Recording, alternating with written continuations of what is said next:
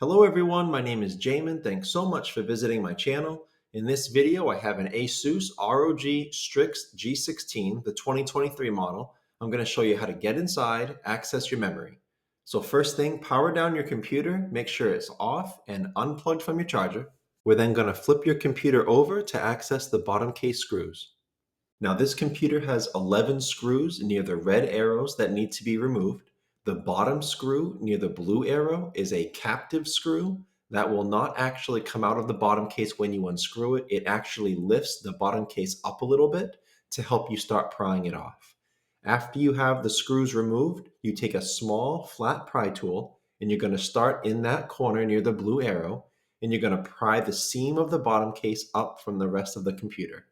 Now don't put the pry tool too far in. You could damage some internal components. Keep it on the edge. Go nice and slow but firm, and you'll be able to get that bottom case off. After you do, this is what you're looking at for the inside of your computer. Now, as a general computer repair side note, whenever I'm working on a computer in my shop, it's sitting on an anti-static mat.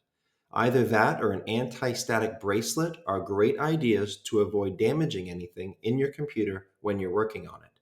If you would like any help with tools or supplies for your computer project, as well as any of the replacement and upgrade parts for this specific model computer, I will have a link above, also below in the description, and it will be a list of all the tools and supplies, as well as the replacement and upgrade parts for this computer.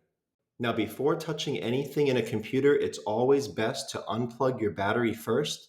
Computers are safer to work on when as little power as possible is running through them. Now this is your battery right here along the bottom of my screen. To access the battery plug, we have to access that small fan that sits directly above it. The fan is held in by the two screws near the red arrows and plugs into the motherboard near the blue arrow. Now when unplugging that fan, be very careful. Fan wires are very fragile. If you pull them too hard or incorrectly, you could damage the wire. Sometimes you could pull it right out of the plug. So be very careful. Try to use your fingernails or a pry tool to wiggle that plug out of that port instead of just pulling on it. The battery is held down by the screws near the red arrows and plugs into the motherboard near the blue arrow. Now to get that plug up, there's a metal bar right next to the blue arrow. You have to slide that bar to the right and that releases the battery plug. After that, you can pop that battery plug directly up and off of the motherboard to unplug it. This black guard, noted by the blue arrow, sits on top of two SODIMM RAM ports stacked on top of each other. This computer takes DDR5 RAM at 4800 megahertz. I will have all the RAM information below in the description for your reference, but I will also include several replacement and upgrade options for you in that list I told you about with all of the tools, supplies, and replacement parts for this model computer. Now, the manual for this computer says that it takes a max of 64 gigabytes of RAM. However, because of the CPU, it may be able to take up to 96 gigabytes, many of your computers. And some people have told me that they are using 96 gigabytes in their laptop. So in that list, I will include two different options for 16 gigabyte sticks of RAM. They're very popular and they sell out. So hopefully with those two options, at least one will be available when you look at that list. I will also include a 32 gigabyte kit of RAM, which would be two 16 gigabyte kits, one for each port.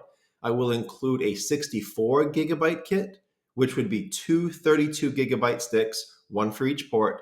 And then ultimately, I will have that 96 gigabyte kit there too, if you want to try that. The way to operate RAM, you see two spring-loaded metal arms on either side of the RAM stick near the red arrows.